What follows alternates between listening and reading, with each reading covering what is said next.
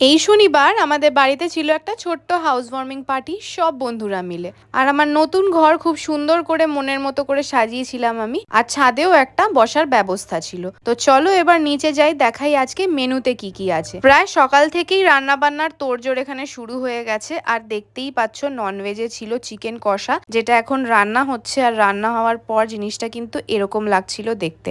আর ভেজের মধ্যে ছিল চিলি ফুলকপি, তার সাথে ছিল মেথি পনির, আর তার সাথে ছিল একটা ডিমের ড্রাই কষা। তো সন্ধে এখন হয়ে গেছে আর আমি এখন চিকেন পপকর্ন ভাজতে শুরু করে দিয়েছি। আর সন্ধে নাগাদ সমস্ত বন্ধুরা একে একে চলে এসছে, দেখতেই পাচ্ছ এখানে সবাই বসে রয়েছে। কিন্তু একটা ছোট্ট সমস্যা হয়েছিল, যে ছাদে যে সুন্দর বসার ব্যবস্থাটা করা হয়েছিল ওখানে আর আলটিমেটলি বসা হয়নি, কারণ বৃষ্টি শুরু হয়ে গেছিল খুব জোরে। তাই সবাই আমরা ভেতরেই বসেছিলাম। কিন্তু তাতে কি হয়েছে, গান বাজনা, আড্ডা, আর কি হাসি ঠাট্টা, খাওয়া দাওয়া সব মিলিয়ে একটা দারুণ পরিবেশ তৈরি হয়েছিল।